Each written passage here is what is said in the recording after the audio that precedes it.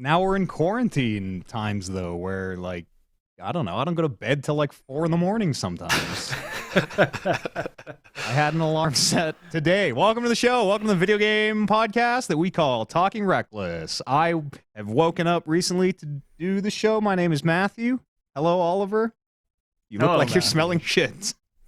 I'm fine. Yeah, for some reason my face is all screwed up today, but I'm fine. Resting, tired face. When you rolled in, you were like literally woke up from a nap.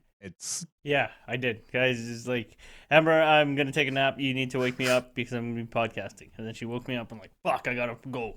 Yep. And came in, hair all disheveled, together, put his hood up, turned on was the ashamed. camera, and then my hair was like, yeah. But I'm here. Yeah, I'm here. first thing he did. Take 30 seconds to fix the hair. Kevin Byer is here. I didn't have a nap today, but I had 2 naps yesterday. And Kyle, big lady. Yeah. Howdy. He's here as well. I am Gentlemen, here. should we just get it out of our system? Have you seen? I guess my first question is, how do you feel about big women? I'm talking 10 feet tall. I'm talking like big show big. Braun Strowman big. Braun Strowman. I'm down. Yeah. I'm down. Little Absolutely. Yeah. I'm a cuddler. I like to be held. That's What's right. that Futurama joke with the Amazon ladies? Death by Snoo Snoo. Yes. Yeah, That's the one. Yeah. Resident Evil 8. Have you seen the Resident Evil 8 trailer? And there's a demo now. Wild. Yeah, she's big. She's so big. The internet is in love with her. I'm in love with her. What a just a journey of like people seeing this vampire lady from Resident Evil 8 and people being like, man, she's pretty big. I'm like, yeah, I guess. There's a picture where you see her beside, I think it's 2 of her daughters, her vampire daughters. And like, yeah, she's pretty tall, I guess. I don't know. She's like 7-8 feet tall, something like that.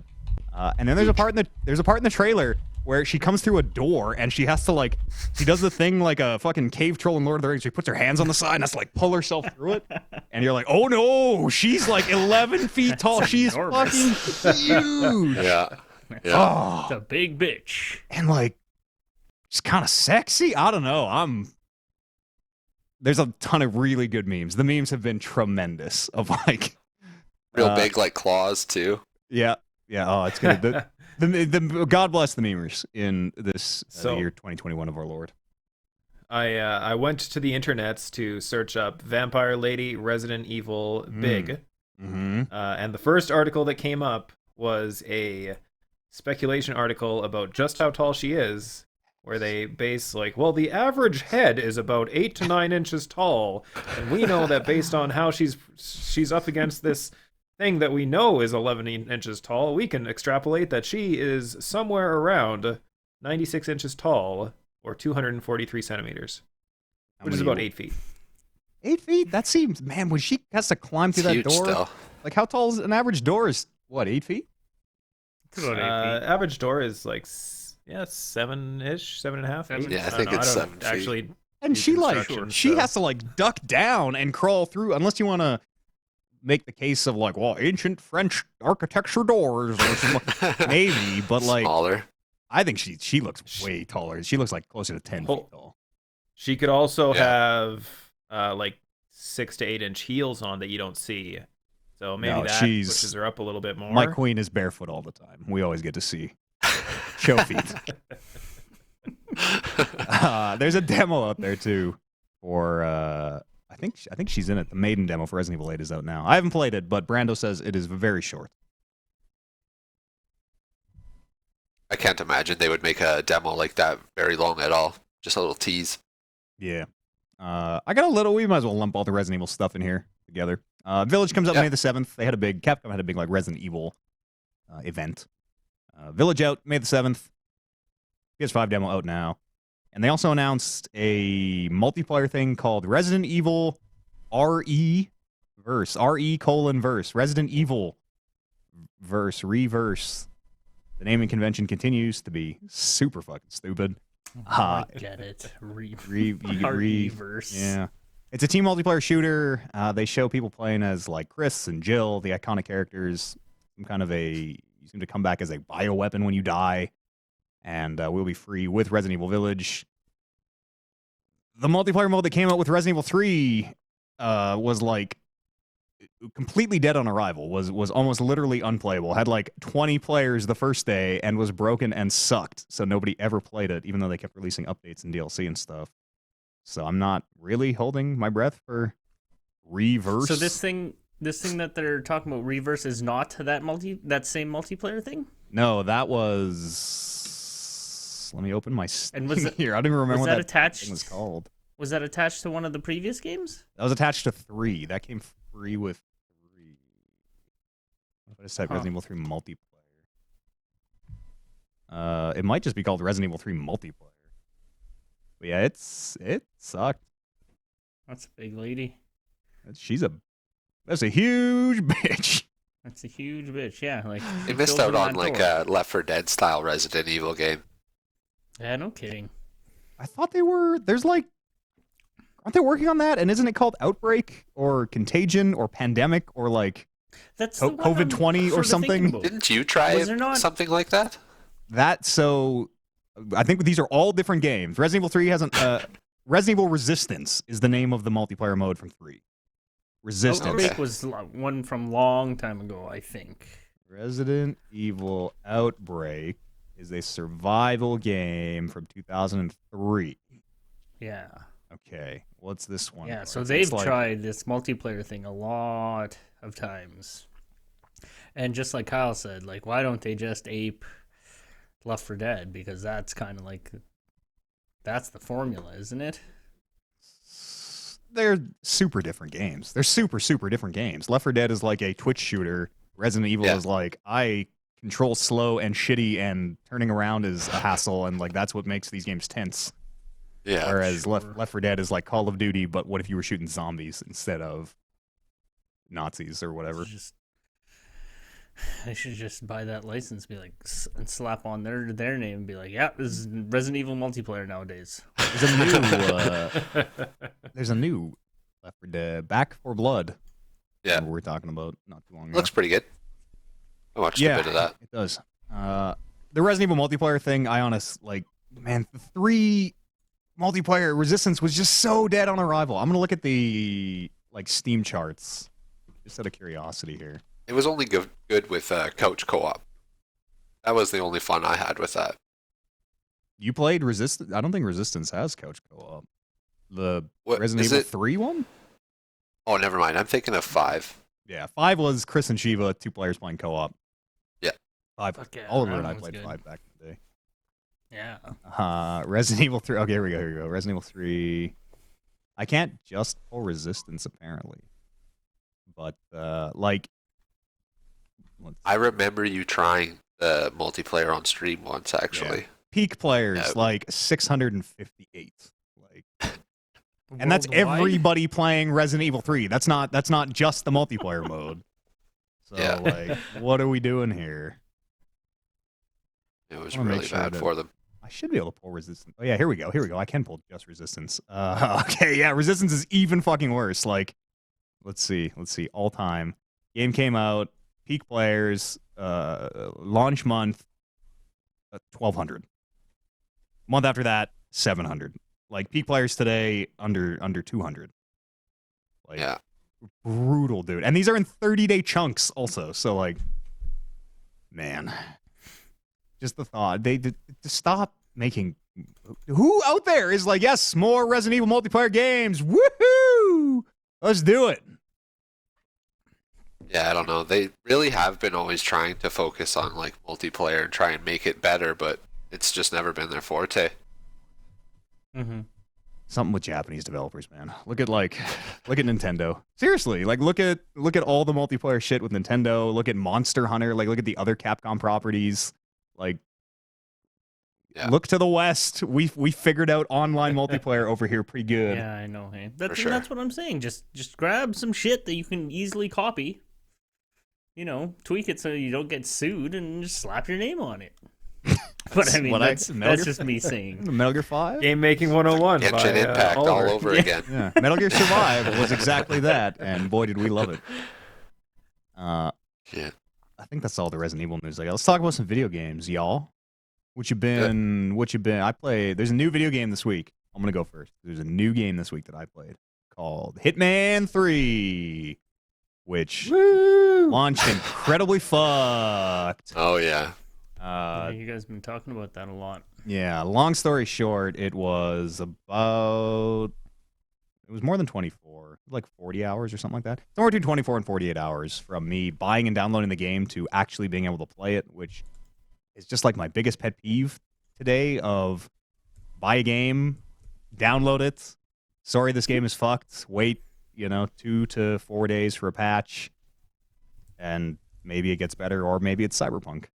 Like, it's so many games in the last 6 months have come out and just been so fucked. And here was another one. It seems like it's okay now. They haven't. So the big hang up was leading up to the release of Hitman 3. IOI got out there and said, like, this is going to be the Hitman hub. If you have Hitman 1 and 2, all the levels are going to get pulled into Hitman 3. You're just going to have 3 installed. It has engine improvements, so all the levels will get, like, the new AI and the new items and the new weapons and stuff. And all the Hitman will be here. And if you own those first 2 games, you will not have to rebuy them, because that would be crazy. And then at some point, a few months before launch, they announced it was going to be an Epic exclusive for you. But Hitman 1 and 2, not on the Epic Store at the time, so that was a big kind of question mark. They've since got Hitman 1 on there. No Hitman 2 currently. IOI said they're like, we're working on it. We have plans. If you have Hitman 2 on Steam, don't worry, you won't need to rebuy it. Even though they said that, and then it launched, and their solution was like, we'll just sell it at 80% off. You just rebuy those first 2 games at 80% off. And people were like, that's bullshit. Fuck that. And what? You don't want to rebuy the games that you paid full price for? And, like, it's just so fucked, man. Brando and I sat on the Xbox store for, like, 15 minutes trying to parse out how to get all the Hitman on Xbox, where there is 3 different versions of something called the Hitman 3 Access Pass, and one is $129, one is $80, one is $40. None of those include the game, Hitman 3. If you buy that without owning Hitman 3, you just wasted money accidentally buying DLC for a game that you don't own. And, like, it's so fucked. It is so fucked. And just not being able to play for the first 40 hours. Because the other thing was you can't import your saves across systems. You had to go onto their website, sign up a thing, be like, yes, I would like to import my save from this account to this account. It has a bunch of warnings. They're like, this, you can only do this once. You make sure this is the one, because if this is a one-time deal. And also, when it gets imported, your current Hitman 3 save progress will be erased. So don't start playing. Do this before you start playing. It'll just wipe everything, put your 2 progress in 3, and away you go. So you do that, and they're like, great, you're in a queue. We'll let you know when you can play. 24 hours pass. 36 hours pass. Like, what? And then I could start playing, but at any point, my progress will be wiped when my save stuff gets imported. So, like, I don't want to play, do the first level, get cut out halfway through, and, like, just what a nightmare. And then once all that was figured out, get in there playing the first day, because it's an always online game. They took the multiplayer mode out, but you have to be connected to the servers at all times. It would lose connection to the server, and instead of, like, would you like to play offline? It would just kick me back to the main menu and, like, oh, start that mission over again, I guess. And just like, holy fuck, what are we doing? And that super sucked. But lots finally, of crashing problems too, I've heard. Oh yeah, blue screening, crashing. Yeah, it's a real nightmare. Seems to run pretty well on consoles, actually. But it looked good. Yeah, it looks really good on Xbox. Eventually did get in there, finally. I think I took some notes there in my fancy leather-bound journal. Got in there, and once you're playing, it's pretty good. I've done the first 3 levels, and they're pretty, like, unique. They're pretty... They each one I've played feels like it has a gimmick kind of on par with like Race Car Track from 2. It has each one is like I'm not maybe gonna say what they are, but you basically go into a level, and then you go into this city in China maybe or Taiwan or something, and it just looks like a city. You're going in, and you're like, I've played these dense city maps before. Of course I know what's going on. And then of course there's a mysterious underground facility or something. Like, each level has a really unique kind of hook to it. which I've been really liking. 2 was the second level was like kind of a maybe I'm not even gonna say it's fun to get. They're doing different stuff with the menu with the mission structure this time, which is kind of neat. Kind of there's some unexpected things in there. If you've played a lot of Hitman, where you like get to the end of the mission and some things happen that you're not used to, and like it's a real struggle to try and reverse gears in some of those situations. But it's fun and runs super well. I really have been enjoying it. Ask me anything about Hitman 3, except the story. I couldn't. How many new levels are there? Or do you know? 6, 5 or 6. It's however many they always do, which I think is 6. So are they actually going to import the levels over from the first 2 games into 3? They will. They've claimed that they are. So on console, it should work if you have the first 2. On Epic, you can get the first game if you owned it, but they are working on a fix for 2. So I saw they have Hitman 3 on Stadia, and I started playing 2, but if they're going to do that, I might just pick up 3 so I can play the first 2 in the improved version. I don't know how that works. I think you can buy the game for $80 and then pay $129 to get all the Hitman. It's $200 to get all the Hitman, not on sale, which kind of makes sense, I guess. $80 game Seems plus like DLC. A bargain. $80 game plus DLC. $80 game plus DLC. It's wild. That's Hitman 3 in a nutshell. I also played the new World of Warcraft expansion. Well, newish at this point. Came out in November, maybe. Shadowlands. Sounds right, yeah. A little bit into Shadowlands. I don't know. It's pretty Warcraft. It's pretty World of Warcraft. The existential crisis of am I having fun in this game has never been more real. The story seems pretty good, though. The campaign, I'm not max level yet. I'm still working through the campaign, so I haven't even touched the endgame stuff yet, which is really where the expansions live or die. But the story stuff has been good, like surprisingly good, actually. You're in the afterlife, so there's a lot of fan service from earlier expansions where like, oh, these characters that we thought, well, that are dead, we are running into again because we are here in the afterlife now, which is kind of neat. Is this like new, like brand new material for WoW? As of November, yeah. Yeah, new zone and new quest lines. They squashed all the levels back down. You're leveling up to 60 again, which is kind of neat. They've sort of redone how the old world, like the level up from 1 to 60 or 1 to 50, I guess, is changed over. Yeah.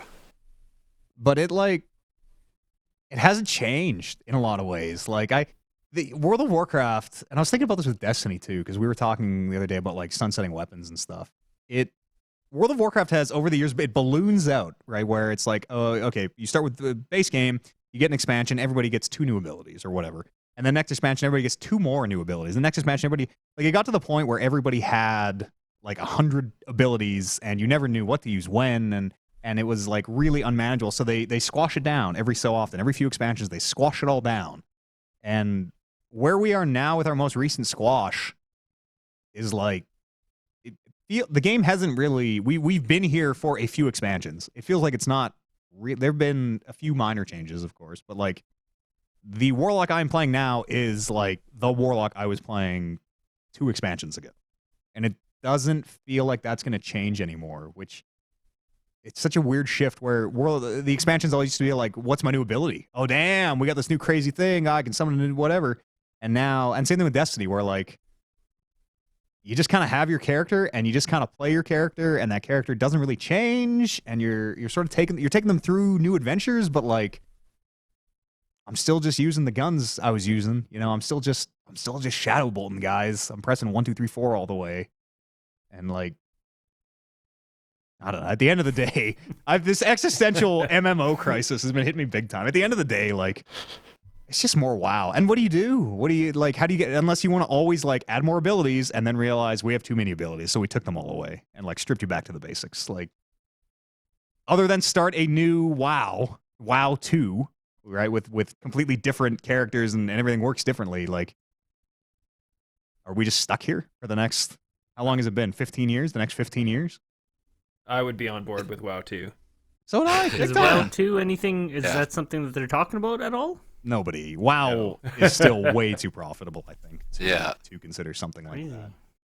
But like, 'Cause it would have to be you a see- completely clean break. Where You said it's been around for 15 years already? I think so, 2004. Fuck. Yeah, it has been a while.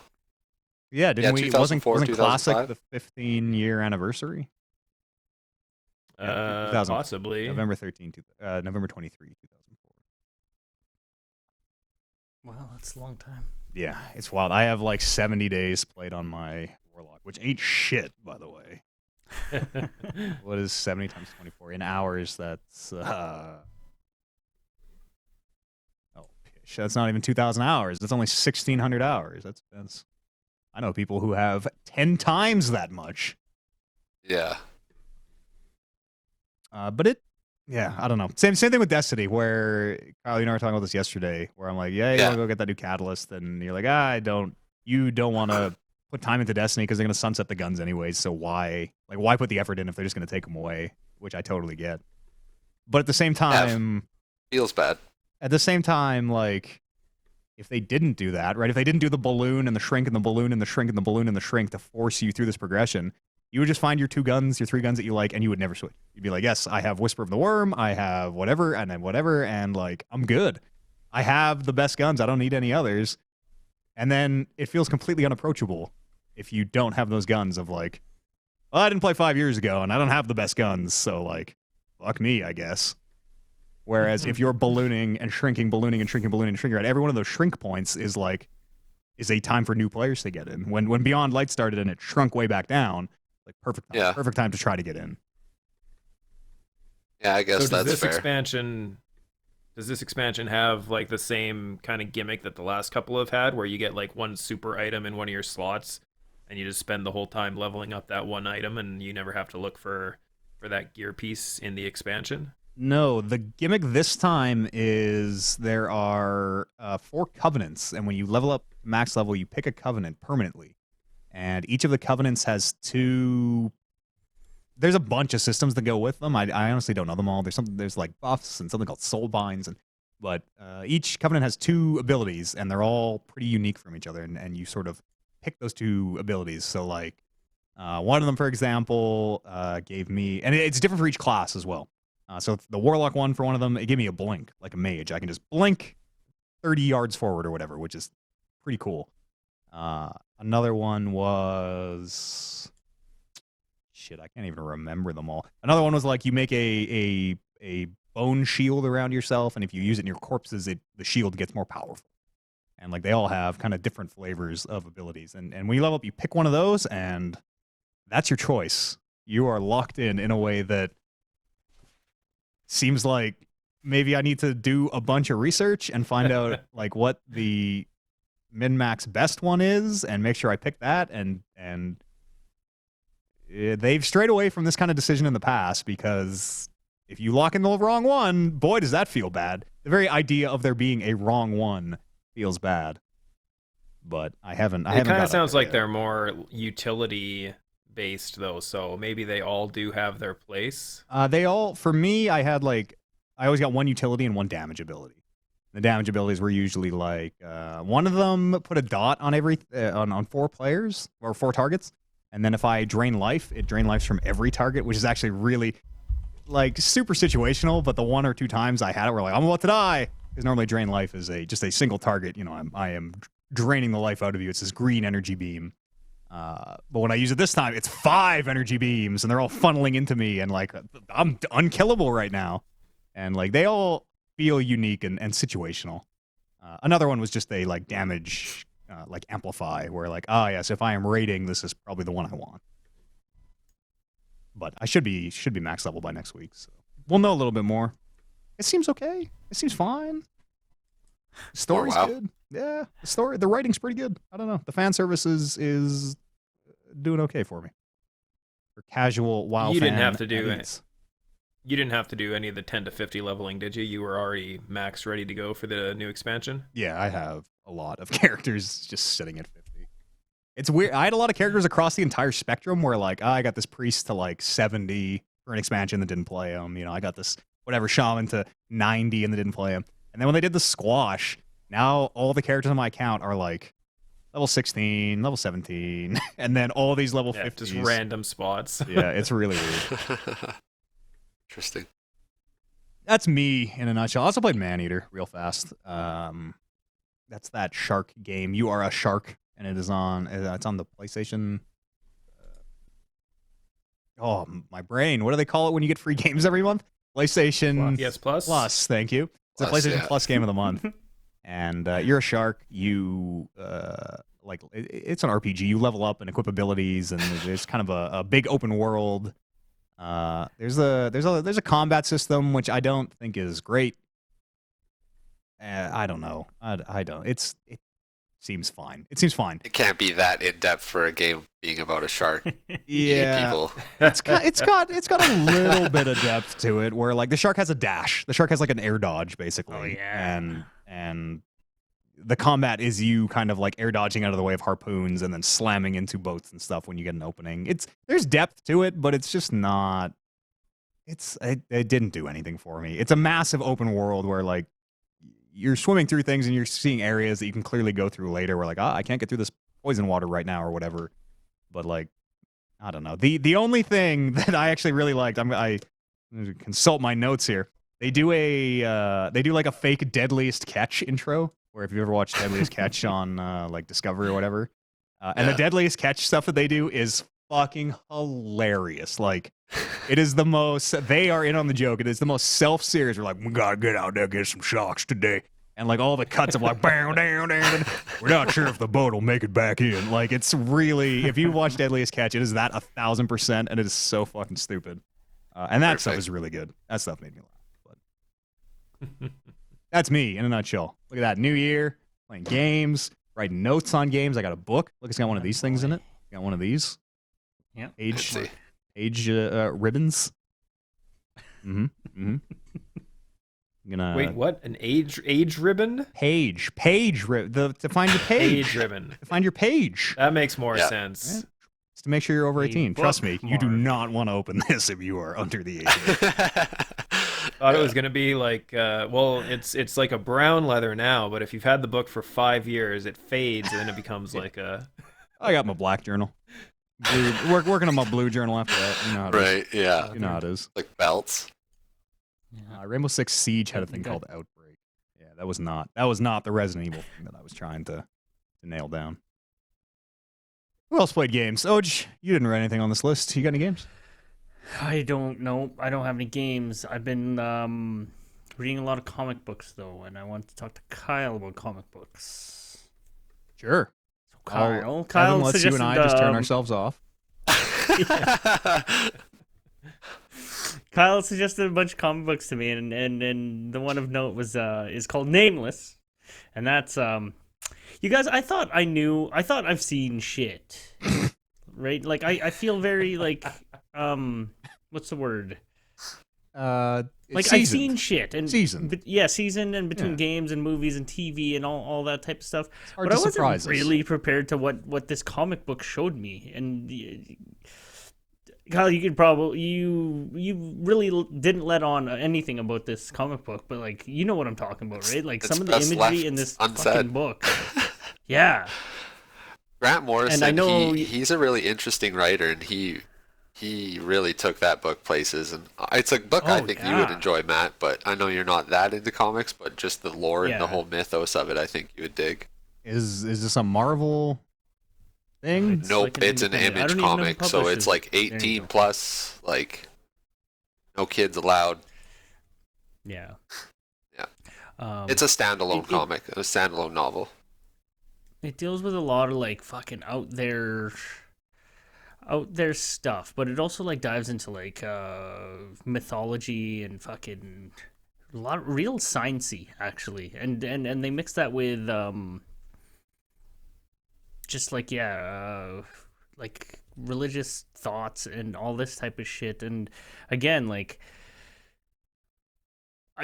I was shocked in a way that I'm like, wow, this is like stuff that actually, like, I was reading it and then I I swiped for the new page. I'm like, whoa, look at this image. This is something else. And like I'm only really talking about this because for me, I honestly didn't know that I could get shocked like this again, and it's something else, right? And again, I can't explain it. I'd have to read it a few more times to really get to wrap my brain around some of the ideas and some of the places it went. But Kyle, it had the version I read had the notes at the back where the author talked about almost like frame by frame, page by page about like the references he used and some of the ideas that he discussed in it. And I'm like, wow, that's like Yeah, he nothing I even can come until like I do read those notes. honestly, like, yeah, Grant Morrison, he writes a lot about like string theory and like way out there, like quantum theory, physics and stuff. Yeah. Almost all of his comics kind of deal with that sort of mix of weird. Mm-hmm. There's a lot of like And people turning into bugs. It looks like Cronenberg flesh monsters. Yeah, it's pretty intense. It's really good. Like, honestly, I anytime like I'm in the comic shop and I see something new written by Grant Morrison, it's just like an automatic See grab what I for me. It's always just something good. yeah, I Grant Morrison, he wrote some Batman, right? Didn't he? Lots of Batman. Yep. Yeah. I think most notably, or the one that comes to my mind is that Long Halloween? Is that? No, that's Jeff Loeb, I believe.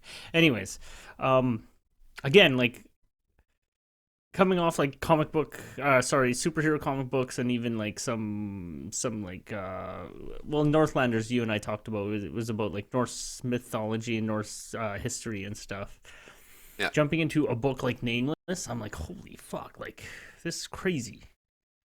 Yeah, it's kind of it's a different dive. Those like super R-rated comics, they really go into some really deep places that like shows and books can't really touch on, because the author can write the script and stuff, but the illustrator really like pulls it forward for you. I don't know. I like comics. I like my comics dark and gloomy, and I like superhero comics too all the while, but it's just nice to get a mix from the super high-profile superheroes and stuff, and just get into the nitty-gritty stuff. For sure, and coming off that one, what else? Planetary, you also told me to read, which I really couldn't finish myself. But coming off that one, and then going into, I'm reading a Spider-Man comic book, The Superior Spider-Man. It's the arc where Otto Octavius goes into Peter Parker's body and becomes Spider-Man for a while. Yeah, that's a weird arc. Wow, this is. Yeah, no, right? Obviously. Spoilers for the new Spider-Man. Just kidding. It's like, oh, this is like super tame, and some of the like it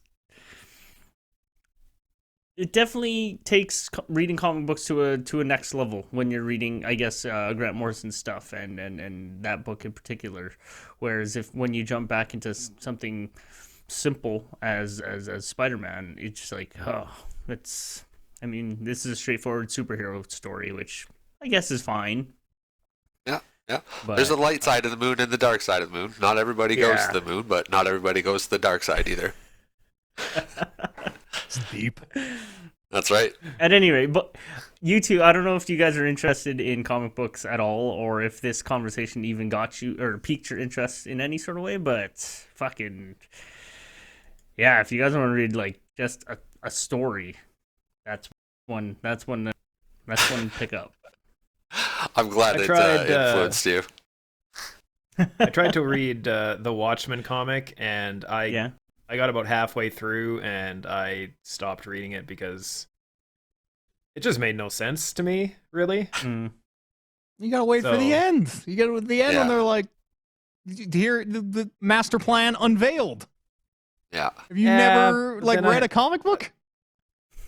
I have, but like I stick to superhero comic books because a lot of superhero comic books will finish up in those 26 pages or whatever it is that they're in, and then occasionally you'll get your 4 or 5 book series. It's too many words. Too many words, not enough pictures. I'm in it for the pictures. Oh shit. Well, for sure. The Watchmen definitely has a lot of commentary on. I don't know when it was written, but I know it was very much so a commentary on what was happening at that time. Warren Ellis is a great writer. He does lots of good books too. Yeah. And yeah, the way he sort of laid out the original Watchmen. That was the original Watchmen book that you had on your table for a while, right, Kevin? Yeah, still sitting exactly where it was. It's well, the point was I was going to give it to you when I finished reading it because I got it from Brando. Mm-hmm. And you said you wanted to read it, and then I said, well, I'll read it and get through it. But now that I think about it, it has been a full year because I brought it to Mexico when I went to Mexico last year to read on the plane and everything. And I read it on the plane to and from Mexico. But after that, I did not read a single word of it. So I guess I just need to go on another trip that I can have a 4-hour block where I'll be doing absolutely nothing other than reading a comic that I don't really care about. It's a vacation book. Yeah, absolutely. Exactly. Yeah. You just need that. You just need that, like the renaissance you're having with comic books. You just need to have happen in video games. Mm-hmm. Like, damn, these things are pretty good. I always thought video games were blocks coming down from the top of the screen, and you fit them all into the thing, and they disappear. But we got big ladies choking us out now, and oh man. I mean, I finished. What's that Japanese game? Ghost of Tsushima, Ghost which of is actually made in America by an American studio, but Final Fantasy VII, Japanese video game. The game about Japan. I finished that a while ago, and that was pretty good. Can I? Did Yeah, you? I should drop that off for you. Has Yeah, Kev I hasn't still need played to that one get. yet. I still haven't played it yet. I would like Yeah, I'll to drop that off for you. After you're done with that. I would like to check that out on the PS5 and just see how it looks. Check out that raid. Yeah, I might also. I think I need to level up a bit still, but I would like to see that Can you raid. take PlayStation 4 games and play them on the PS5? Yes. Is that how that works? Except for 10. Just Remember, plug 'em right in? there's a list of 10 that don't work. Here, let me pull it up for you. I never knew that. Don't work on 5. Remember, it was like Joe's Diner and Huge miss on their part. yeah, Joe's Diner is one of them. Good for me. They added a few. Assassin's Creed Syndicate doesn't work. It doesn't. Neither. Assassin's Creed Chronicles also doesn't work. Risk, Star Trek Bridge Crew, Werewolves Within, Space Junkies, Afro Samurai 2, Revenge of Kuma, Volume 1, TT Isle of Man, Right on the Edge 2, Just Deal With It. I'm not sure what that is. Robinson the Journey, We Sing, Hitman Go Definitive Edition, Shotten, and Joe's Diner are the PS4 games that don't work on the PS5. You're Oh, welcome. shit. We're trying to patch those in, or Joe's Diner. Who It's knows? Who knows? I want to play Joe's Diner when I get a PS5. Yeah, Shotten. What's Shotten? Just Deal With It delivers a whole new twist on 5 classic card games. Play poker, blackjack, crazy eights, rummies, and hearts locally or online. Oh, that's There bullshit. you go. I wonder if I could find a game of Crazy Eights online. I wonder how long I would have to wait in queue. People playing Just Deal With It. Only on the PS4. It'd be harder now because it doesn't work on the PS5. Yeah. Never mind, people are keeping their PS4s in their entertainment units beside the PS5s just so they can go back to Just Deal With It. That's right. Joe Danger. Joe's Diner, you guys. Joe's Diner. Sorry. Not Joe Danger. Joe Danger. What have you been playing, Kyle? Cyberpunk. Just loads of Cyberpunk. You're trying to get me. Right when we brought the podcast in, you were trying to get me to play Cyberpunk. Fuck, I forgot to do the announcements also off the top of the... God, I'll do them before news. It's fine. Yeah, no, I actually wrapped up my first playthrough of Cyberpunk. I tried a Street Kid pistol build, silence pistol build. It worked really well. The game is super easy, actually, so definitely recommend playing it on hard for your first playthrough. We were talking earlier, lots of game-breaking bugs and stuff in the main quests. Thankfully I didn't experience any of those during either playthrough so far. big patch 1.1 does not fix any of them. In fact, apparently makes them worse. So Cyberpunk continues to impress. That being said, I am playing it on Stadia, so it's been pretty good. By pretty good, I mean excellent, I guess. I haven't encountered many game-breaking bugs. A few funny bugs that just kind of make me laugh pretty hard, but even when it's like, it is what it is. Even when it's working as intended, though, like, that game ain't what they showed off. That game is not a full-breathing city that, like, feels dense and lived in. That game is like you drive to a spot you're not supposed to drive to and they teleport you back instead of the cops fucking shooting you. Like that. I just don't have time for this broken maybe that's how tow trucks amateur work in fucking- 2077. If you park in the wrong spot, Like- they'll just teleport you down the street.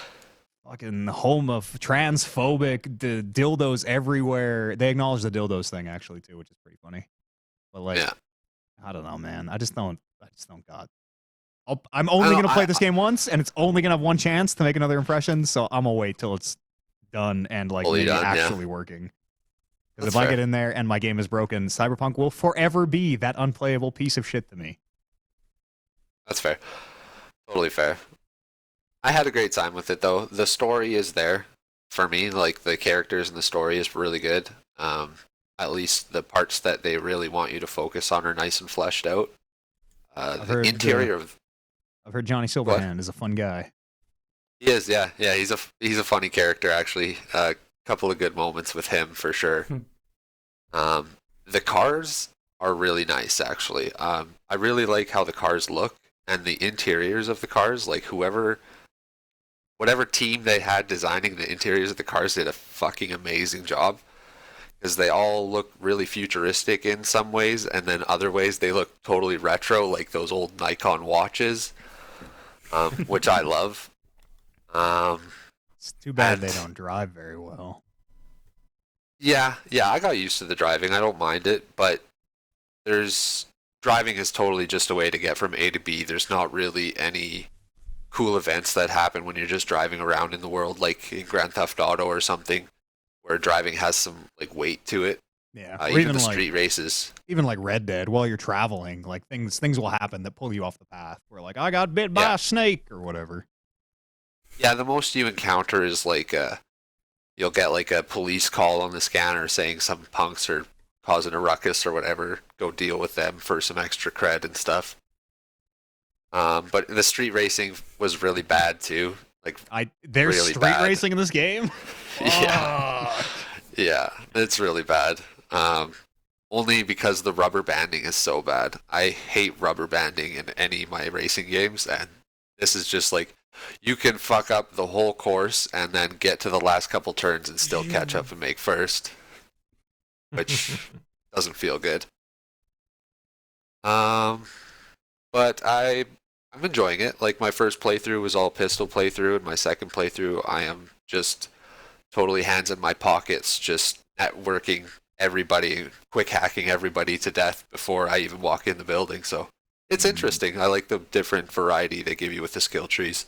Yeah, that's neat. I look forward to playing it. There have been rumors that maybe 2022 will be when the next gen versions come out. So we'll see. Bad. Yeah, definitely give it a chance once it's fully done, and then give it a solid playthrough, because it's worth it, I think. Yeah, it's also going on sale more and more every week. You can get it for like $31 or something. Now, I think it went down again. This is the say it had another price cut this week. So the longer it and people that asked for refunds got their refunds with them out even taking the game back. Like, that's how fucked it is, man. People it's that not got even the worth $250 collector's edition, and then they just get their money back and still get to keep everything. So it's not even worth good on them for CDPR's doing money that.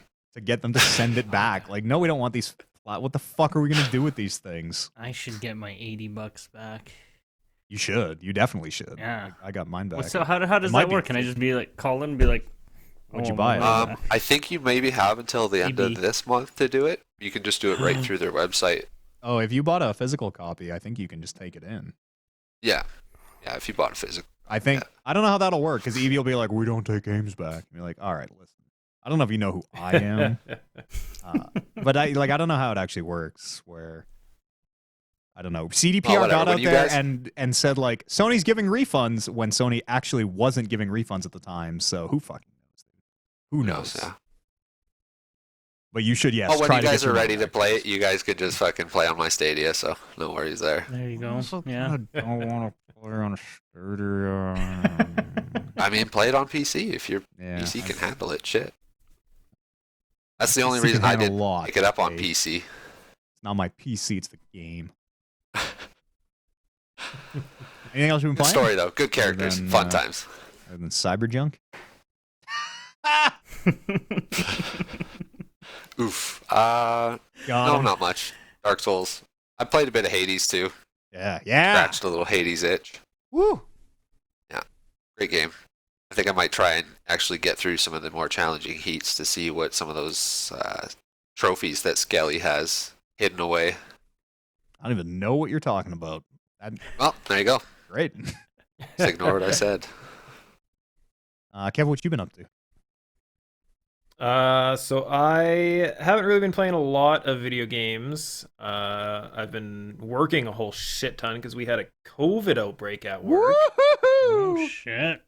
Uh-oh. So all of us people who are working at home had to come back in to cover for the 9 people who got sent off for COVID leave. So that was a whole lot of fun. Isn't like the whole so point I of have working? Isn't the whole point of Yeah, working they- from home that if COVID gets in, we don't all get it? Like keep Well, our that's eggs exactly in different it. baskets. So Yeah, they called the the danger baskets zone that were when at you guys the were- at-home basket, the eggs in the at-home basket had to be moved to the I gotcha. warehouse basket because they had to take some of the eggs out of the basket at the warehouse and move them to the these people aren't allowed to come into work basket. Make a couple omelets. So you yeah, know we what just I'm saying? shuffle some eggs around. But I should be back at home sometime next week, middle to the end of next week. So the end is in sight. The like only relatable experience I have was being an electrician and then going to school for 4 months and not doing a damn thing and then going back out to like the job site. And man, that first week that you have to do work again, just your boots are like it is. I literally do not know how I walked in these fucking boots all the time. These things are so heavy Yeah. I can't lift my feet. I put my steel toes on for like the first time in 3 years. A couple days, well, a week and a half ago for the first time, and was walking around in them and just like, I just can't do this. Nope. This is just bullshit. So the rest of the time, I broke the law and just wore my regular runners in the warehouse and just be like, well, if I drop something on myself, I guess I'm an idiot. You get some steel toe runners, opposite toe runners. Yeah, but then I would use them for 3 days a year. I mean, you could just wear them whenever. It's not like it's not a bad thing to be overprotected outside. Like I got my steel toes on, not in the job. Like I'm still fine. Well, What if you, you gotta can't kick go to somebody the in club shins? with steel toes on. Yeah, that's You fair. ever try to go to a dance club with steel toes on? They look at you at the door and they throw your ass to the back of the line. These just look like sneakers. You Fucking can't get even outta here. tell. Get They just outta look like regular ass sneakers. Well, shit, the clubs I go Making to, it they Converse. do a check. They check everybody's shoes to make sure there's no steel toes. They make you show. Do they your like bare- step on your shoes? They have, your bare they have a feet. special tool. Ink- Special tool. Fetish It's like clubs. a meter stick that they hit on the top of your toes. Hey, buddy, shoes, no service. Shoe check. Just like We one got of a those shoe check garbage here. picks. Let me see those piggly wigglers. If it was a garbage pick, then I would want to wear the steel toes so that my foot doesn't get impaled. I'm sorry to hear that you had Outsmarted to that person. had to Yes, like work. I know it's devastating. Sucks, dude. I That's gave it one up of the years main ago. reasons why I took 2 naps yesterday. I was just COVID's so just goddamn destroyed the exhausted. workforce. But for video games, I have been playing a little bit of a game called Dicey Dungeons. Matt would best describe it as a spiritual successor to great MS Paint game Dream Quest. That is, you took the words out of my mouth. So it is it's kind of like a deck building roguelike game. You move around a map, killing enemies and collecting treasures along the way. going down some stairs, 6 levels in the dungeon, and at the end you fight a boss. So they, unlike Hades or your traditional roguelike, where each set is kind of the same dungeon, same bosses, same everything. This game has 6 different classes, and each class has 6 different unique scenarios. So each of the scenarios will give you different modifiers going into the run.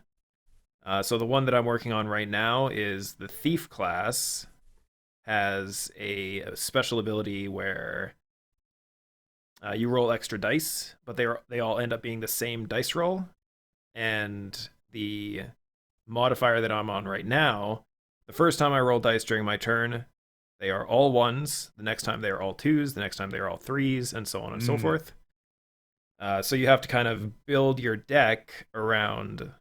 I shouldn't say deck. You have 6 equipment slots, and you have tools that you have to fill those equipment slots that'll take up either 1 or 2 slots. So depending on what the thing is, you can get, let's say, a 1 equipment slot item that'll bump your dice roll by 1. So you roll a 5, move it into this equipment slot, pops it to a 6. You can now no longer use that equipment slot for the rest of the round. And are you randomly finding the equipments? Is it like that style of run-based game?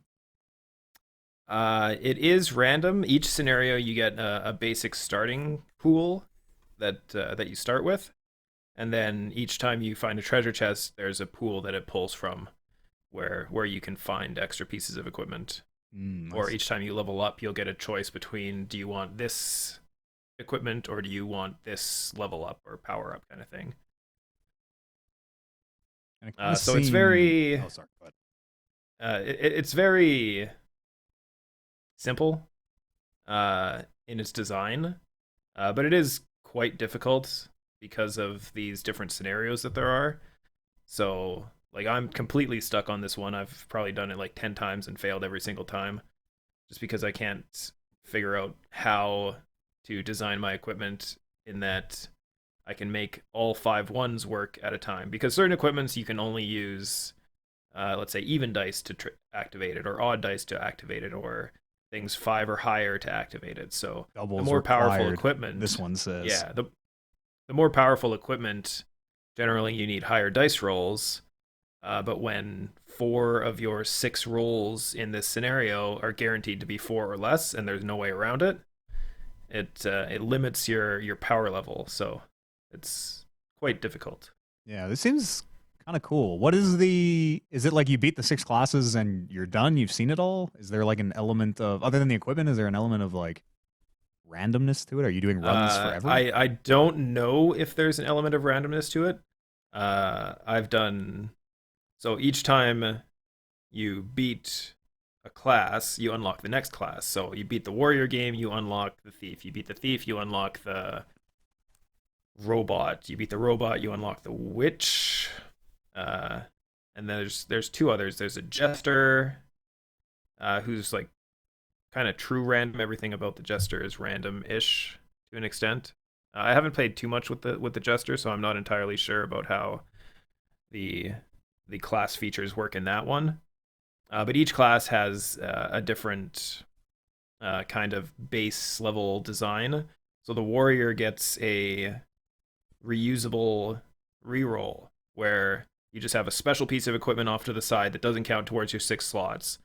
You can use it 3 times per round, and you just toss a dice on it and re-roll that 1 individual dice.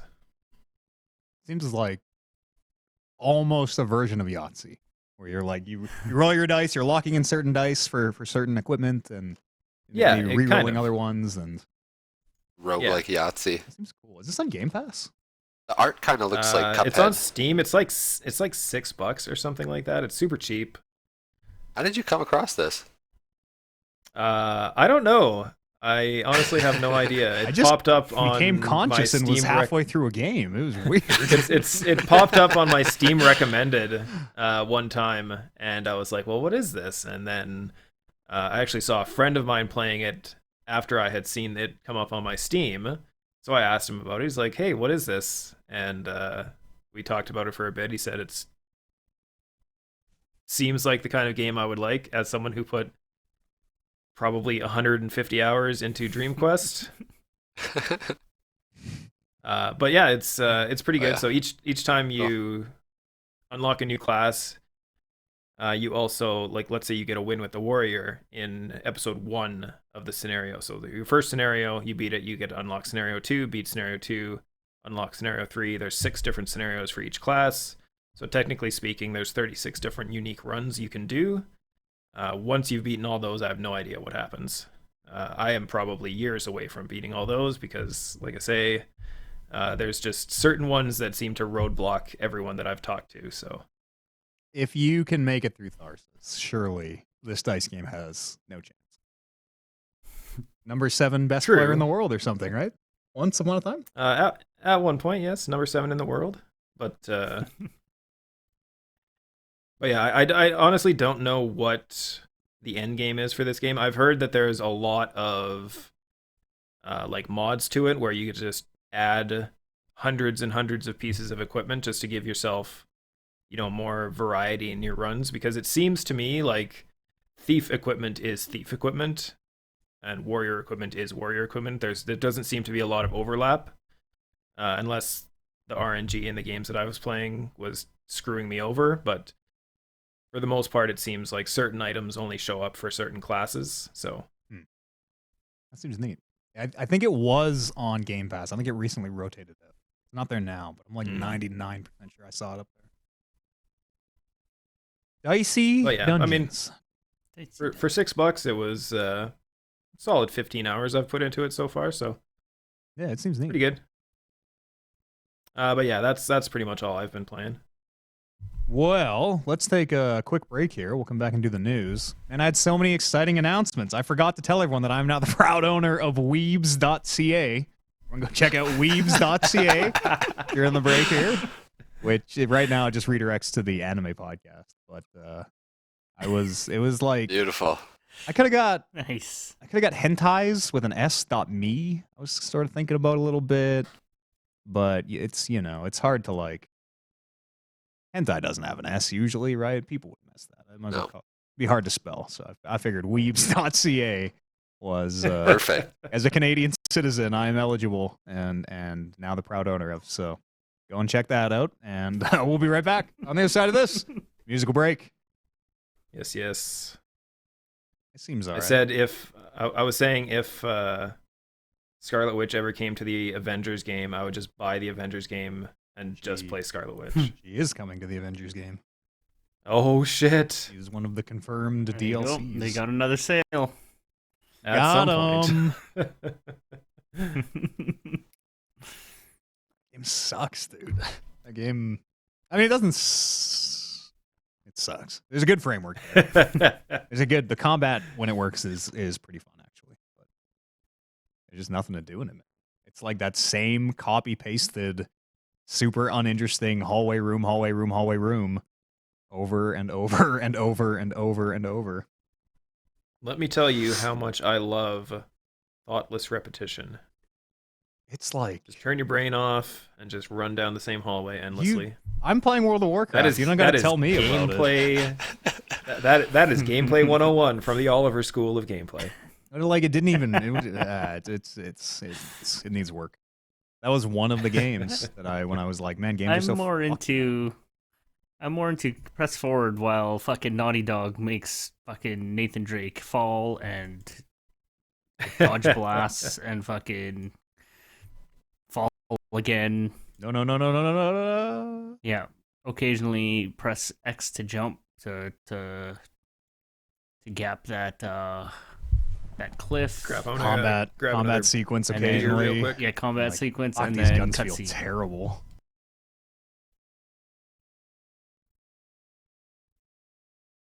Did I just kill Oliver and Kevin? What happened? I don't think so. No, I'm good. I'm That was sorry. weird. You just like stopped talking mid conversation, and then Kevin disappeared. We should play Phasmophobia. I think there's been an update. That game should come to console. Oh, Phasmophobia? yeah, that'd be Yeah. bad on consoles, man. I'm probably probably be pretty popular on there, I think. Big time. Super popular. I'm going to bring us in here. We're going to talk about some news, if that's all right. Fucking news. Nobody can hear my soundboard, hey, right? Can you guys hear the... Nothing, No. hey? No. Okay. No. Damn, I've been... What are we? Is it good? Is it? Are Oh, we no, supposed to that be was hearing just it? that was just a... Yeah, what are you pressing? But I've been Oh. pressing buttons. Oh. I've been pressing buttons the Yes. whole time. I'm like, man, these guys are totally no-selling this soundboard in a way. What are we doing here? Start with a rumor here. We already talked about the Resident Evil news. You guys want to talk about the big lady again? Ooh, she's so She's a big lady. big. She's a big lady. Yeah. Sign me up. She's supposed Real to be a big. vampire or something, you said? Yeah. Yeah. It's a choke slam from hell. I'll take any day of the week. What's her actual name? Madame Destrid something. Dietrich. She does have a name. I don't know it off the top of my head. But Lady Dimitrescu. there you go. Dimitrescu? I don't know. the never mind. You know what? Never. Let's stop. Let's stop. Oh, Just hitting on a lot. can't wait to see what the fans do with this. Yeah, I'll say a lot of these. She's awakened something in me. I didn't know I was into gigantic women until now. I'm not into anything else. There's a new Knights of the rumors of a new Knights of the Old Republic. Rumors of Star Wars. I don't know if we talked about the Lucasfilms games being or coming back as a brand, Yeah. but not a publisher. It doesn't really mean anything. Anyways, that happened last week. We did talk about it because Ubisoft is working on a Star Wars game. Rumors this week that a new Knights of the Old Republic is in the works, not from EA, are springing up. This comes from the B.O.B. B.O.B. podcast, which so this comes from the podcast through Eurogamer. So, and from the podcast they quote Jason Schreier. So you keep it this from Jason Schreier to the podcast to Eurogamer through me to you. They say, this is from the podcast, amongst my digging, I heard there's a Knights of the Old Republic project in development somewhere. I talked to a couple of people, and I also found out that Jason Schreier said it's not with EA, and we'll never guess who the studio is that's making the game. Somebody not with EA that when we hear they're making a Star Wars game, we will be like, what? Which could be probably anyone. Nope, that's EA. They say, continuing here, I don't know if the Bounty Hunter game is with them or if it's with Ubisoft. Apparently there is a Bounty Hunter game still in the works. But yeah, EA is working on stuff, and there's another unannounced game at EA, which I have no idea what it is. I don't think it's Battlefront 3. As well as, I don't know if they're counting the Star Wars game that Respawn is working on. The 2 Star Wars games that Respawn is working on? I think? Maybe? Don't know. But that's exciting. Rumors of a new KOTOR, because the Knights of the Old Republic is in a weird place right now where it was all relegated to the Legends canon. None of it's canon anymore, but it's still like referenced and mentioned obliquely in current stuff in a way that there must be an Old Republic still, but we don't know if it is our Old Republic with like Revan and Bastila Shan and all them. So I have no idea. Damon and I were talking on the Discord earlier, one of our mods, and he thinks it might be like and again, this is just us like doing some sposing. It thinks it might be like a Resident Evil 2 remake style, like a total remake, new engine from the ground up, which would be super cool. Because the problem you run into with KOTOR here, and someone please comment on this also, but the problem you run into is, like, you can't just do a 3. You can't just make another Knights of the Old Republic, because then what does that mean? Does that mean that 1 and 2 are, in fact, canon? Even though 2 released, like, 2 was half finished, didn't have the story completed when it came out, and you had to, like, mod stuff in. Like, KOTOR is such a mess that how do you just make another one at this point? I don't think you can.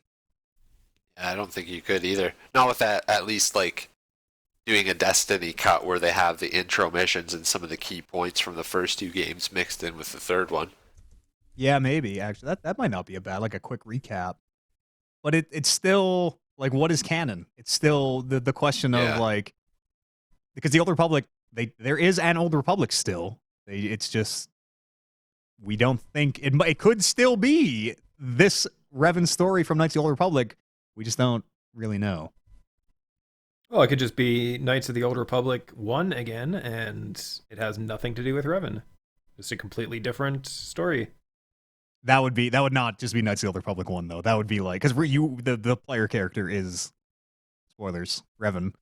You find out at the end. Yeah. That would be, that'd be, well, I guess it'd be like Mass Effect without Shepard, which we had. You know, Metal Gear without Snake, which we've had. Which we had. Was Andromeda without Shepard? Yeah, that was Ryder. So Dodged a bullet there. Ryder, whose catchphrase was, "We got this," like super unsure of themselves. ... We got this. Fuck off. Perfect. Ryder. The real hero, Shepard, get him out of here. The real hero that we need. Peter Moore was possibly with EA when Shepard was coming out. He's back. That's right. The sleeves himself, Johnny Tattoo, Peter Moore, November 9th across his... Not on his chest, is it? Was the Halo 2 release... Oh, it's on his arm. It's on his arm. The Halo 2 release date on his arm, which he literally had... You didn't know this, Kev? He came out on stage and it was like, what do I have to do to prove that Halo 2's coming out? I got the release date tattooed on myself. And it just said November 9th. Jesus. Dedication.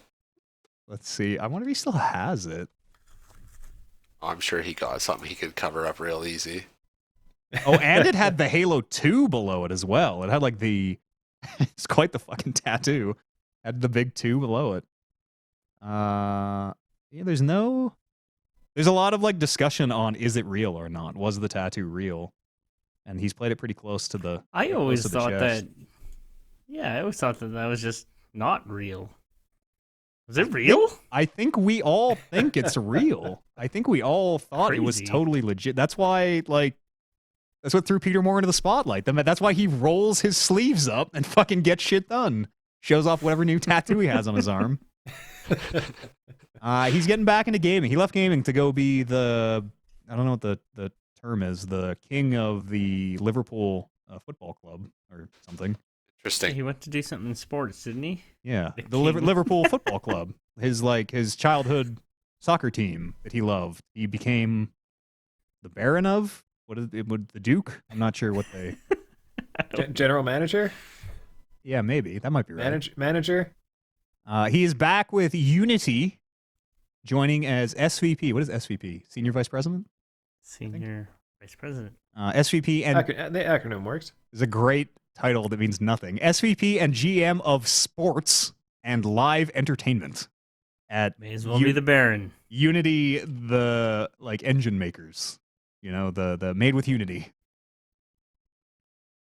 What else do I got here for news? Valve, Bethesda, Namco Bandai, and Capcom are being sued for $9.5 million, which, you're talking about Valve, Bethesda, Namco, and Capcom might as well be $0 for geo-blocking in the EU, which is forcing users to pay only in forcing users in a country to only pay that country's price for a game, which basically blocked them from getting better details. So if I lived in Germany and what's close to Germany? France, maybe? I don't know. If I lived in Germany and the game was, boy, I am super ignorant. I don't know what currency that marks. I don't know what currency they use in Germany. Dollars, whatever. 80 German dollars, but in France it's on sale for 40 French dollars. I cannot pay the exchange rate. I cannot get that French price. And that apparently breaches EU antitrust rules. So they are being sued. Again, $9.5 million ain't fucking shit to these guys, so whatever. I would expect them to be like, yep, here's the $9.5 million. We will continue to geo-block. Fuck off. Well, I'm sure there'll be something in there that they're not allowed to geo-block going forward, but... I mean, this isn't that big of a thing, right? I don't think there's been many people, or I wouldn't think there would have been that many people who have been affected by this. I think The settlement. in Europe, I think it's a huge like some region prices are insane. I know it's not. I also EU, heard but, that. like, I heard it was only Germany who was affected by it, though, if Oh. I remember correctly. Yeah, I'm not too sure. But yeah, I think it was only people in buying Germany. in Germany who were the ones who were geo-blocked. But Not. Well, there was another lawsuit that came up recently. What were we talking about? Where one of these big companies again getting sued for something, and we're like, you'd be a fool to not just pay the lawsuit and keep doing what you're doing. It was something like Red Dead. That was actually last time I was on the show, and it was What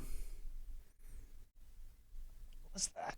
oh, what was it? It was like an enormous company for like a small amount that they were being sued, and then we were just like, company's just gonna pay it, Yep. and like write it off or do whatever, put it to their fucking snack fund. Keep doing the bad shit you were doing and pay the tax. Yep. Fuck, what was that? The gambling stuff, right? The loot box stuff. Was that what it was in FIFA?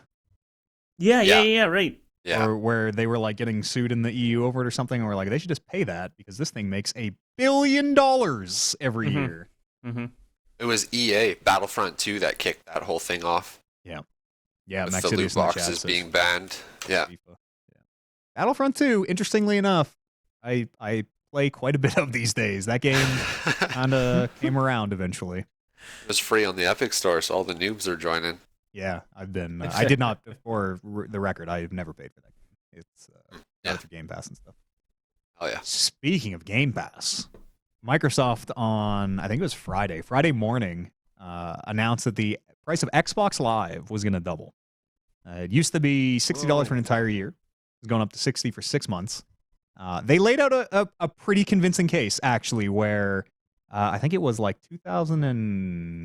early 2000s, or I guess late 2000s, when the price went from $50 a year to $60 a year, and then it hasn't moved. It has not moved since. They've added like free games and stuff. There was actually a pretty convincing argument in the article. I'm like, yeah, you know what? They've added free games. It's gotten better value. You know? Yeah. And at the end of the day, they really want you to get Game Pass because that includes this Xbox Live thing, is why they're making this so expensive. Of like, you might as well just get Game Pass at this point. It's the best bang for your buck out there, really. Totally. And that's obviously what it was. It was obviously a like, we're going to make this Xbox Live thing a worse deal to make Game Pass look like a better deal. And people got mad about that. And later that day, they reversed the decision. Later, by Friday evening, they were like, no, hey, we're just kidding, you guys. Just kidding. Their statement is, we messed up today, and you were right to let us know. Connecting and playing with friends is a vital part of gaming, and we failed to meet the expectation of players who count on it every day. As a result, we have decided not to change Xbox Live Gold pricing. And there's a couple other little details about how the free-to-play games you won't need gold for anymore. Used to be you could get the free games on Xbox, like Genshin Impact. Nope, that's only on PlayStation. Black Desert or whatever the fuck that MMO is. Like whatever. The free-to-play games, but to connect online, you had to pay the gold fee. So no longer do you need to do that. Yeah, I mean, it kind of seems like a bad marketing move to increase the price for Xbox Live during a pandemic when everybody uses it and is making substantially less money. Yeah, I totally understand where they're coming from. Who is For sure. I think Game Pass is the same price, and like who is just getting the Xbox Live stuff? Like, no, just get Game Pass. Just get you're paying the same price and you get all these games. I wouldn't be surprised if this I really think was a prelude, a step to we're just gonna get rid of the Xbox Live Gold subscription. It's gonna disappear. It's only gonna be Game Pass. We're gonna step the price up, and then holiday maybe it just kind of disappears. We roll it all into Game Pass. That's how they'll say it. It's all in Game Pass now. Umbral Emblems. Nope. Let me try again.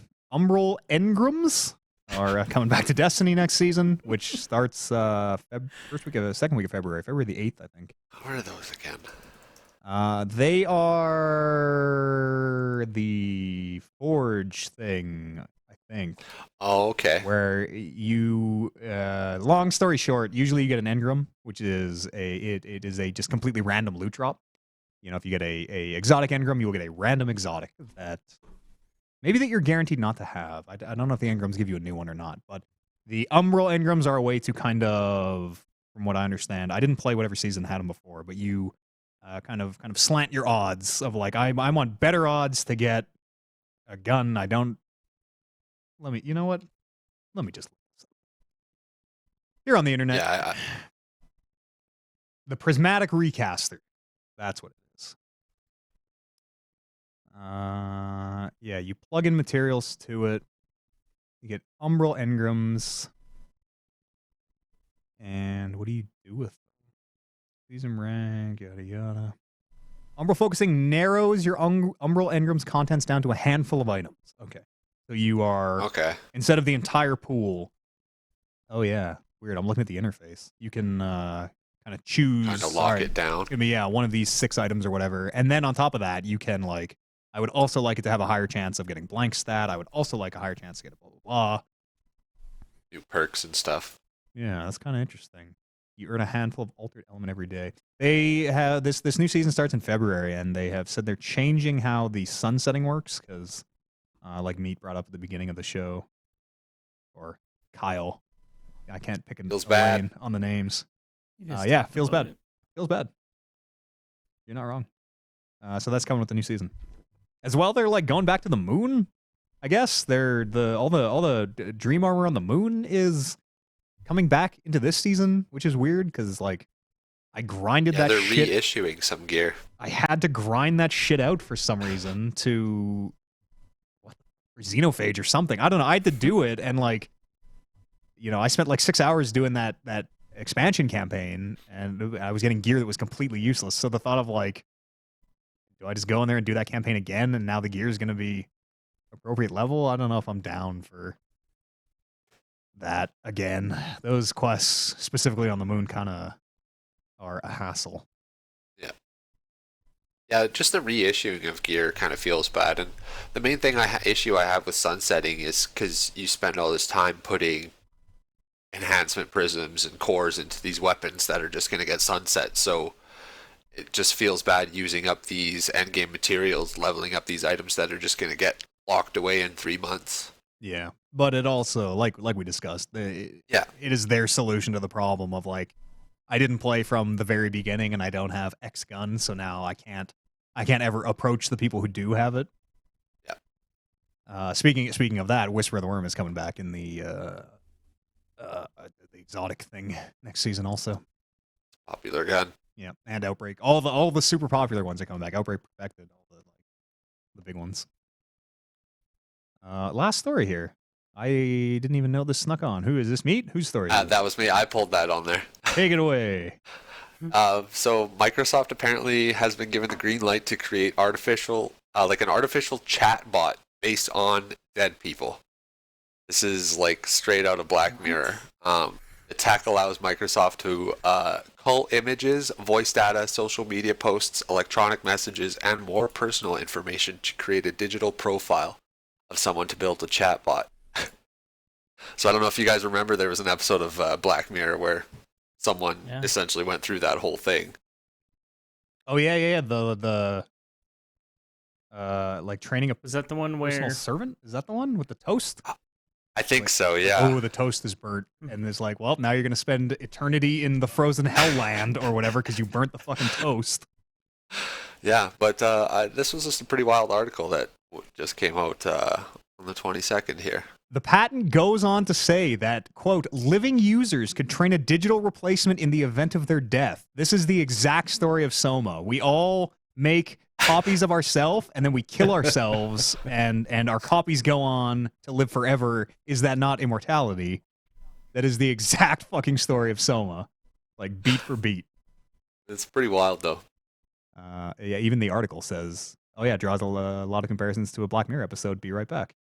Yeah. The episode follows Martha Powell, who decides to resuscitate her boyfriend as artificial intelligence. Keep chatting with him. The facade goes on for so long that later in the episode it culminates in her constructing a synthetic android to recreate and rebody his likeness and mannerisms. She ends up hiding the android in the attic from their child. Maybe I haven't seen that one. Yeah, wild story though. Is that far? Future, man. Yeah, I don't know. You into it? Would it be just like a donor card and just sign up for the AI program?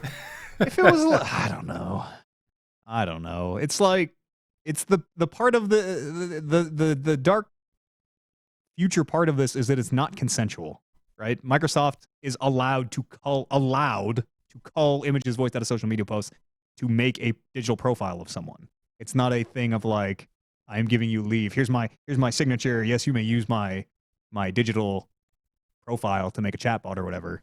The fact that like it can kind of just poses you. It composes you in any online situation and talk and type and use your mannerisms convincingly enough that it's like the deepfake stuff. It's like, I don't remember when it was, within the last 2 years on this podcast, Evan, you bet me that the deepfake face replacement technology would never be at a point that it would just be undiscernible to the human eye, even though it was at the time. I don't think I ever said that. That doesn't seem like something I would say. It is kind of that, right? It is kind of the realization of that, but in a different lane now. Now, where deepfakes are like visual stuff, this is a like online presence. It's another way to steal your identity. It's pretty wild. And the fact Think of all the ramifications for the porn industry. Well, this and deepfakes. There's a whole you just type deepfake into Bing and you'll find some stuff. Yeah, but now they can talk back to you. Not talk through a voice. Oh no, voice data, social media.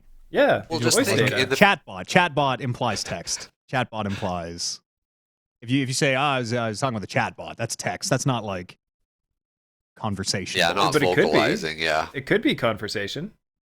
One day, I'm maybe sure in it the will future. be. Yeah, don't they already have that too? Where like you can you can sometime make a in the next 2 years, there's going to be voice chatbots. Let me tell you about Hatsune Miku. All right, fucking people be going to concerts of what Kevin calls a chatbot. She'd be a singbot, I guess. People go to real podcast concerts. will be run by AI soon. She isn't a person. There's nobody plays Hatsune Miku. She's not a like actress playing a character. She's a fucking program. She's a Vocaloid. They should make her. They should make her big. What if she was 10 feet tall? Oh shit! Really ride that meta wave. Yeah. That's all the news I got for you. Let's go to some electronic mails. Podcast at talkingreckless.com is an email address, or you can drop these on our Discord, which you can find by going to, I forgot to do the announcements again at news, but you can find that by going to talkingreckless.com. I should make weebs.ca go to the Discord. You should. It doesn't look like there's anything in the emails here, but I did see something in the Discord from... boy, Maxity always asks the hard-hitting questions here. Sometimes these are too real for podcast reading. Sure. Maxity says, are there any traits about yourself that you wish weren't such a big part of your personality? Vice versa, what's a trait that you guys are actively trying to nurture into a bigger part of your personality? Kevin, it's time to air your dirty mental. What do you hate about yourself? What do you hate about yourself? What's a part of your... I can go first. This feels like one of those questions that we would have needed time to prepare for and self-reflect. We don't do any of that. We're all like gut react. That's how you get the realest responses, right? Gut reaction. Just go. I'm pretty one note. I don't know if you have spoken with me or listened to any of my content ever, but I'm a little... I wish maybe video games weren't such a big part of my personality. I feel like I am... Like, I truly feel like I am, like, kind of uninterested in almost everything that isn't video game related to a point where, like, I don't know. I tried getting into wrestling for a while, and that was fun. And, like, I'm into the Resident Evil lady right now, but, you know, I don't know. Just try comic books. Yeah, maybe. Yeah. That's a trait I need to nurture, is trying new stuff. Because, you know what? I always try new stuff, and I'm like, this is incredible. I should have tried this a long time ago. It's just a fucking hump, a mental like speed bump. And it's not just me. It's like trying to get someone to listen to a new podcast. And they're like, yeah, I'll check it out. And they never do. Right? There's just like a mental hump to get over sometimes where I guess that's what I wish. Very much in that same boat for sure. I'm just trying to stuck to what I like. I'm trying to nurture my mental hump. What about you, Oliver? I got something. I got. I wish I was more able to diversify the things that I enjoy doing, because the way I live my life is like, let's say I'm playing X video game, I will play that same video game every day without mixing it up for anything else until I have lost complete interest in it, that I will never play it again. Like I do the same thing with TV shows. I do the same thing with TV shows. It's like if I start to watch a TV show, I will either watch it start to finish without looking or even thinking about looking at anything else until I'm finished, or until I decide that I'm never going to watch it again. Then I'll move on to something else. That's a good answer. That's fair. Yeah, it's Kyle and Oliver are like Persona 5 on the PS4, perfect, and never need to change anything about themselves. No. Never had to have a patch. no. I would change the amount I procrastinate things. That doesn't. That's everybody. We all need to work out more and procrastinate less and eat better. Those answers don't count. I wish my baldness. I wish my baldness was a. I mean, I guess they do count, but like, Oh shit. everybody can say that. I'm trying to think. Less birds. Meat, you have too many birds. You should try and make that a smaller part of your personality. Me and my missus were actually talking about getting a bigger bird.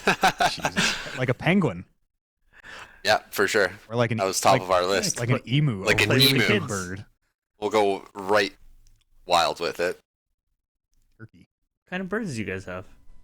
Just a budgie. Little white budgie. My cousin, his girlfriend, has a parakeet that she walks around with at home.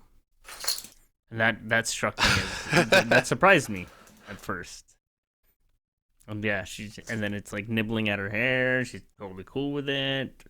Birds kind of freak me. I don't think birds are capable. Like fish, I feel like birds are like kind of biological robots. They don't have feelings or like emotion or. They're dinosaurs, man. They are. Yeah, I wouldn't let a dinosaur sit on my fucking shoulder either. Yeah, sure. I would have a dinosaur on my shoulder. Absolutely. Okay, can you repeat the question real quick? Because I have one that's coming to my mind that I want to make sure is framed properly. Are there any traits about yourself that you wish weren't such a big part of your personality? Or vice versa? What's a trait that you are actively trying to nurture into a bigger part of your personality? So at work, I'm like the go-to guy for the salespeople as far as I work at a car dealer. I work in the service department, but I mainly deal with the salespeople, and in particular, they sell their vehicles. The internet is taking a huge shit as soon as you started telling your story. In fact, I think we lost you. Yeah. Yes, he has completely frozen. Oh, it's coming back. It's coming back. Wait for it. Hang on. We'll let it figure itself out. Live recording?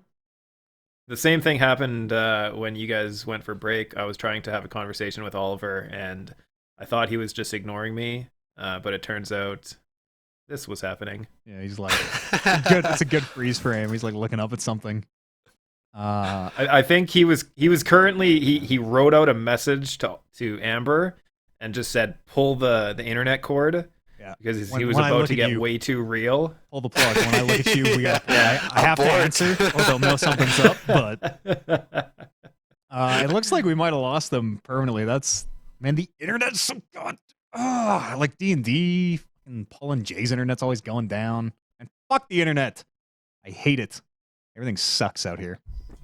I'm gonna guess that Oliver is like the company bitch is basically what he was gonna say. He's the go-to guy for salespeople who like anytime they need something, he's like, yeah, I'll get it done. And then he ends up having way too much on his plate and is just frazzled and frustrated. That's what I think he was gonna say. Oliver needs to learn how to say no. Right, Oliver? It's all too real. Yeah, shit. At least it held on to the end of the show, I guess. Podcast at talkingreckless.com is an email address. You can write your thoughts in here or drop them on our Discord, which you find by going over to talkingreckless.com. All the announcements that I did not do off the top because I suck, I'll do them right now. Weebs.ca, proud owner of. Go and check that out. That's where the, right now at least of the Patreon. I don't know what I'm going to do with that URL yet, but proud owner of Weebs.ca. The karaoke contest wrapped up on Monday. Congratulations to the first King of the Sing, Paperboy. Could have been a Queen of the Sing. Well, we could have a male King of the Sing. I guess it doesn't really rhyme. But yeah, Paperboy crushed it with his rendition of... is that song called How to Save a Life? How to Save a Life. Yeah. I think that's what it's called, yeah. I think so too, yeah. And Paperboy has informed me that he would like to put his prize up. Double or nothing, in fact. So confident is the King of the Sing that, let me find the message here. Make sure I'm not misquoting his lordship. Whoa. So confident is the King of the Sing that he proclaims all and any may come to take his prize, which will now be $50. Double or nothing. That's right. Karaoke contest round 2. Come and find it in the Discord. I'll post the details later today. But the prize pool has doubled. And it's not my prize this time, which means I should actually get to fairly compete, which will be fun.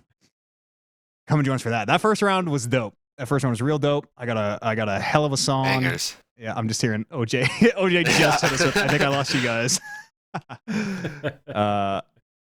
Yeah, we did lose you. We're just rapping. I'm telling him here. Send me his MP3. Still just like stuck. Very good video. You can see all the entrants from our first round of karaoke. Kev did what song did you do, Kev? Oh, Hero of War. I did Hero of War by Rise Against. Listen to it right now. Oh man, it's super fun. That karaoke site we use, I think, is rad, and I just fucking love karaoke. So if you want to come and try to win now $50, and who knows what's gonna happen to that prize pool? Big money. Yeah, come and get in for that. Start thinking of a song maybe if you don't have one already. I think that's all I got to tell you. Go check out the Patreon over at weebs.ca. at patreon.com/talkingrecklesspodcast, just in case weebs.ca moves. We just wrapped season 3 of Attack on Titan on the Anime Podcast. And we're going to be starting Cowboy Bebop and Attack on Titan season 4 this week. So there's never been a better time to sign up for the old Patreon. Literal hundreds of hours, 271 podcasts, something like that, unique to Patreon. So if each one of those, half an hour of Patreon exclusive content, give or take, plus all the anime stuff, there's a whole bunch of stuff on there. So please go and check all that out. And I think that's all I got to tell you. Other than thank you very much for listening, you at home. Thanks for putting up with our internet foibles and audio issues and stuff. Kevin Barr, thank you very much for being here. Thank you. Kyle Big Lady, I think. Big Lady, yeah. Yeah, Kyle Big Thanks Lady. for having me again. Hey, thanks for coming. And Oliver J, who unfortunately disconnected. Thanks for making it happen, as always. Guys. Thanks. So cool. Thanks, mate. Okay, no problem, Oliver. Always great to hear from you. And you at home, thanks for listening or watching. We would really appreciate it if you left us a review on whatever podcast marketplace you use. And we'll see you here next week on the next episode of the Talking Reckless podcast. We'll see you then.